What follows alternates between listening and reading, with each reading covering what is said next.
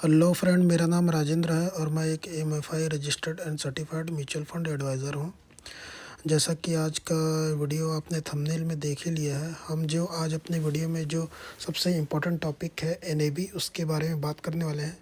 जैसा कि बहुत सारे लोगों को कन्फ्यूज़न रहता है। मैंने देखा है कि कई लोग कहते हैं कि मैंने 10 बजे लमसम कर दिया था, कई लोग कहते हैं 12 बजे किया था, 1 बजे किया था, फिर भी उनको एनएबी सेम डे का नहीं मिल पाता है। देखिए, उसके पीछे बहुत सारे कारण हो सकते हैं। आज उन्हीं कारणों को मैं इस वीडियो के माध्यम से आपके साथ डिस्कस करना चाहता हूँ। और ये वीडियो और भी ज़्यादा इम्पोर्टेंट है क्योंकि इस वीडियो के लास्ट में मैं आपसे एक सवाल करने वाला हूँ रिगार्डिंग म्यूचुअल फंड। सवाल बहुत सिंपल सा है, अगर आप उसका आंसर सही सही दे पाते हैं तो आपको 500 रुपीज़ का इनाम मिलेगा। अगर जो भी बंदा पहले उस क्वेश्चन का आंसर देता है तो उसको 500 का इनाम मेरी तरफ से दिया जाएगा। तो उसको क्या क्वेश्चन है वो देखने के लिए आप वीडियो के लास्ट तक बने रहिए। तो जैसा कि आज आप देख पा रहे हैं इस वीडियो में मेरा पोर्टफोलियो अभी काफ़ी डाउन आ चुका है, जहाँ पर हमको 65% प्लस का रिटर्न था। अभी देखिए यहाँ पर 56.75 का ही रिटर्न बाकी है। और धीरे धीरे जैसे जैसे मार्केट डाउन आ रहा है हमारा पोर्टफोलियो भी डाउन आते जा रहा है। बट ये तो पार्ट्स ऑफ मार्केट है। मार्केट कभी ऊपर होता है, कभी नीचे होता है। ठीक है, तो आपको इन सब चीज़ों से घबराना नहीं है। घबराना वही है जिनको प्रॉपर नॉलेज नहीं होता या उनको ये नहीं पता होता कि मार्केट में कब क्या करना चाहिए। ठीक है, तो हम बने रहेंगे। जितना भी मार्केट और गिरेगा, अच्छे लेवल पे अगर हमको मार्केट मिलेगा तो हम और भी लमसम करेंगे। ठीक है, तो जैसा कि मैं आपको बताने वाला था, हमारे एक क्लाइंट है जिनका पोर्टफोलियो मैं आपको दिखाना चाहता हूँ। हमारे साथ बहुत सारे क्लाइंट हैं जो हमारे साथ मिलकर इन्वेस्टमेंट करते हैं और अच्छा प्रॉफिट बना रहे हैं। लोगों का जैसा क्वेश्चन था कि लिक्विड फंड में क्यों इन्वेस्ट किया जाए, उसके क्या बेनिफिट्स हैं। तो देखिए, मैं अपने क्लाइंट का पोर्टफोलियो दिखाता हूँ जिन्होंने लिक्विड फंड में ऑलमोस्ट 20 लाख का इन्वेस्टमेंट किया हुआ था। और इस गिरती हुई मार्केट में फिर वो अपॉर्चुनिटी उन्हें मिली और वो जो है लिक्विड फंड से अपना कुछ फंड विड्रॉल करके अब वो इक्विटी फंड में शिफ्ट कर रहे हैं। तो नो डाउट लॉन्ग टर्म में उनको काफ़ी अच्छा फ़ायदा मिलेगा। ठीक है, तो जैसे यहाँ पर इनके होल्डिंग देखते हैं तो यहाँ पर देखिए, सबसे पहले इनके पास 4 लिक्विड फंड है, जिसमें से पहला एडलवाइस लिक्विड फंड। ठीक है, इनकी इसमें 5 लाख था, जिसमें से अभी कुछ अमाउंट विड्रॉल हो गया। ICICI का लिक्विड फंड, इसमें भी 5 लाख था, जिसमें से कुछ अमाउंट विड्रॉल हो गया है। कोटक का लिक्विड फंड और ये लास्ट में आपका SBI के लिक्विड फंड। ठीक है, तो इन चारों लिक्विड फंड से इन्होंने अमाउंट विड्रॉल किया है। एक बार देख लेते हैं, ट्रांजेक्शन डिटेल देख सकते हैं आप। 5 जनवरी को रिडेम्पशन है 50,000 का, 7 जनवरी को रिडेम्पशन है 50,000 का। ठीक है, ये तो हो गया SBI लिक्विड फंड। और देखते हैं और किस लिक्विड फंड से इन्होंने कितना विड्रॉल किया है। जैसे कि यहाँ पर देख सकते हैं कोटक लिक्विड फंड, तो यहाँ पर भी आप देख सकते हैं 5 जनवरी को 50,000 का विड्रॉल है और 7 जनवरी को भी 50,000 का विड्रॉल है।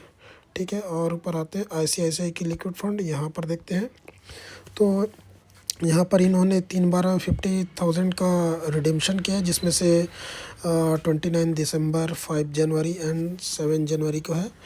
और ये लास्ट वाला इनका लिक्विड फंड एडलवाइस का है। देखिए, यहाँ पर भी इन्होंने 3 टाइम 50,000 करके रिडेम्पशन किया है, जो कि 31 दिसंबर, 6 जनवरी एंड 8 जनवरी। तो देखिए, जब ये क्लाइंट हमारे पास आए थे, इनके पास बहुत बड़ा फंड था। और अगर मुझे लगता है कि कोई और इन्वेस्टर एडवाइज़र होता तो वो इनका पूरा 20 लाख इक्विटी में इन्वेस्ट करवा देता, क्योंकि उनका कमीशन तो बन जाता।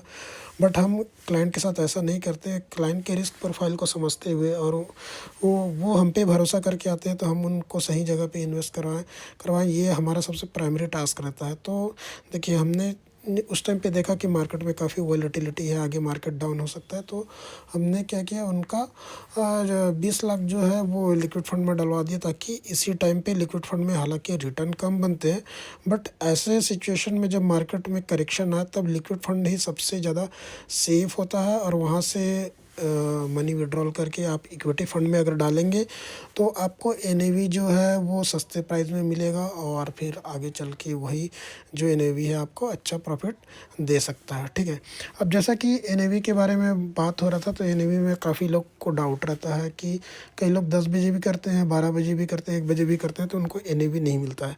ठीक है, चलिए मैं अपने इन्वेस्टमेंट ग्रुप में दिखाता हूँ। जैसे कि हम लोग जब करते हैं लमसम, तो हम लोग 2:45 बजे मतलब 2:45 PM तक भी करते हैं, फिर भी हमको सेम डे का ही एनएवी मिलता है।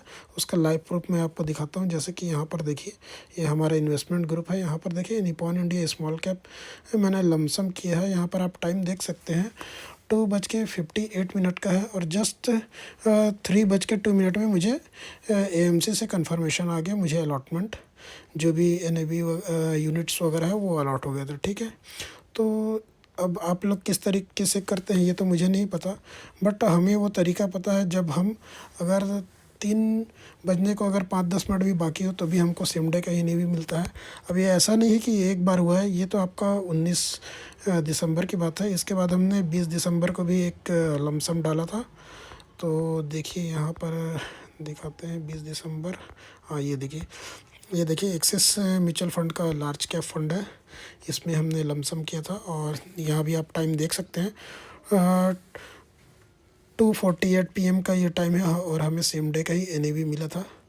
तो क्या होता है ये देखिए, ये सब छोटी छोटी बातें होती हैं, बट नॉर्मल इन्वेस्टर को ये सब चीज़ें नहीं पता होती है। अगर आपको भी ये जानना है इन सब के बारे में और आप चाहते हैं कि भाई आप, क्योंकि लमसम में जो भी अमाउंट इन्वेस्ट होता है वो बड़ा अमाउंट होता है और उसमें अगर फर्स्ट डे की मतलब सेम डे की एनएवी ना मिले और अगले दिन के मिले तो उसमें थोड़ा सा दिक्कत होता है। तो ये सब अगर आप नहीं जानते तो आप हमसे कांटेक्ट कर सकते हैं, हम आपको फ्री ऑफ कॉस्ट ये सारी चीज़ें सिखाएंगे और आपको एक अच्छा रिटर्न निकाल के देंगे कम फंड में। ठीक है, तो जैसे इस वीडियो में मैंने आपको पहले ही बोला था कि हम आपसे एक क्वेश्चन पूछने वाले हैं।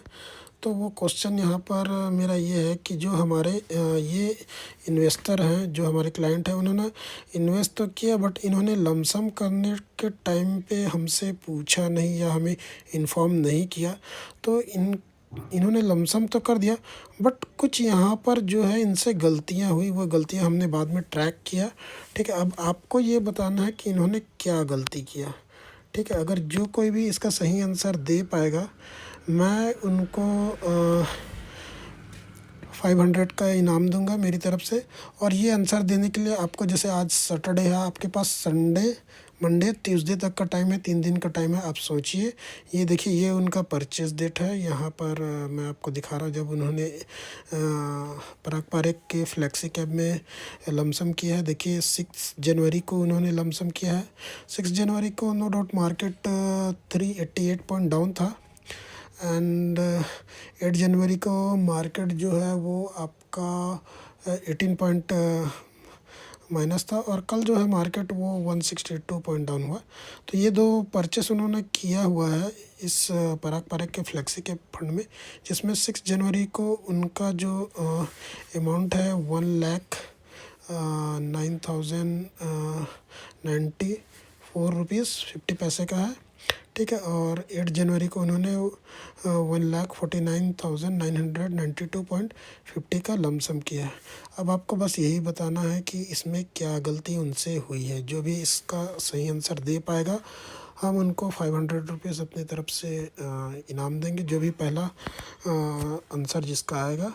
ठीक है, तो आप हमें कमेंट करके आंसर बताइए और अगर कोई आंसर नहीं दे पाता है तो बुधवार को हम अपने तरफ से वो आंसर कमेंट के थ्रू आपको बताएंगे। तो आप वो देख के आप भी सीख सकते हैं कि आपको मार्केट में किन किन गलतियों को अवॉइड करना है। ठीक है, अगर आप भी इसी तरह की वीडियो देखना चाहते हैं और इन्वेस्टमेंट के बारे में सीखना चाहते हैं तो हमारे चैनल को सब्सक्राइब करिए और हमसे जुड़े रहिए। हम फ्री ऑफ कॉस्ट आपको लाइव मार्केट में सपोर्ट करते हैं। तो आज के लिए बस इतना ही। Thank you.